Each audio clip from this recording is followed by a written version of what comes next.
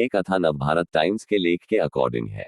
द्रौपदी का वो शाप जिससे महाभारत में हुई भीम के पुत्र की मौत, लेकिन अर्जुन की जान बच। महाभारत की कथा में कई शापों का जिक्र है। इन्हीं में से एक शाप द्रौपदी ने घटोत्कच को दिया था। माना जाता है कि द्रौपदी के इस शाप के चलते भीम के पुत्र की महाभारत युद्ध के दौरान मौत हो गई थी। हालांकि इससे अर्जुन की जान जरूर बच गई, क्योंकि घटोत्कच को जिस अमोघास्त्र से कर्ण ने मारा वो उसने अर्जुन के लिए बचाया था। ऐसे में आइए जानते हैं द्रौपदी ने घटोत्कच को क्यों शाप दिया और वह क्या। Navbharat times com. महाभारत कथा में एक पात्र हैं घटोत्कच, जो काफी बलशाली थे। उनका विशालकाय शरीर था और उनके बल से महाभारत के युद्ध में हाहाकार मच गया था। भीम के पुत्र घटोत्कच जब पांडवों की तरफ से युद्ध में पहुंचे थे तो उन्होंने कौरव सेना के छक्के छुड़ा दिए थे।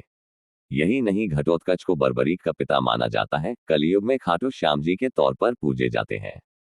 लेकिन ऐसा क्या हुआ था कि घटोत्कच को द्रौपदी ने शाप दे दिया था। समझा जाता है कि इसी वजह से घटोत्कच की युद्ध भूमि में मृत्यु हुई थी।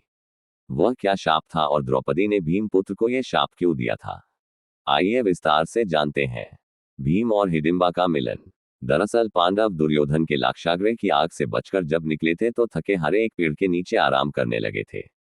तब भीम पहरेदारी कर रहे थे। उसी वन में हिडिंब नामक राक्षस रहता था, जिसने पांडवों को पकड़ने के लिए अपनी बहन हिडिंबा को भेजा। हिडिंबा ने भीम को देखा तो वह आकर्षित हो उठी।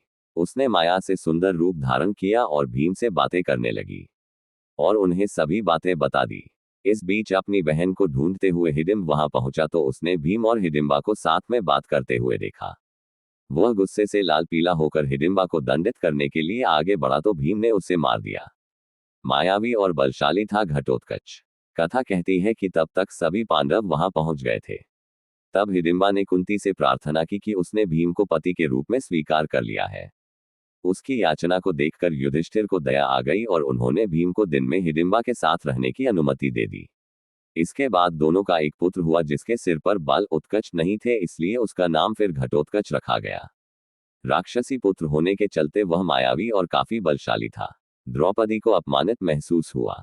बताते हैं कि यही घटोत्कच एक बार अपने पिता भीम से मिलने के लिए आया था। सभा में सभी पांडव बैठे थे और राजपाट लगा हुआ था। तब घटोत्कच ने अपनी मां हिडिंबा की आज्ञानुसार द्रौपदी का सम्मान नहीं किया।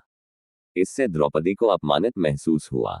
द्रौपदी ने क्रोध में कहा कि वह पांडवों की पत्नी है, ब्राह्मण राजा की पुत्री है, इसलिए उनकी प्रतिष्ठा काफी ऊंची है। इसके बाद भी घटोत्कच ने भरी सभा में उनका अपमान किया। तब द्रौपदी ने घटोत्कच को शाप दिया कि वह अल्पायु होगा। महाभारत युद्ध में हुई घटोत्कच की मौत। इसके बाद महाभारत के युद्ध के दौरान जब घटोत्कच ने कौरव सेना में खलबली मचा दी थी तो किसी को कुछ सूझ नहीं रहा था। तब दुर्योधन ने कर्ण पर घटोत्कच के ऊपर अमोघास्त्र छोड़ने का दबाव बनाया। ये अमोघास्त्र कर्ण ने अर्जुन के लिए बचा रखा था, लेकिन दुर्योधन ने तर्क किया कि अगर घटोत्कच नहीं मरा तो वही अकेले पूरी कौरव सेना को खत्म कर देगा, इसलिए पहले उसका वध करना जरूरी है। इसके बाद कर्ण के अमोघास्त्र से घटोत्कच की जान गई। साथ ही अर्जुन की भी जान बच गई, क्योंकि अमोघास्त्र को कोई नहीं रोक सकता था। माना जाता है कि द्रौपदी के इसी शाप से घटोत्कच की कम उम्र में मृत्यु हो गई।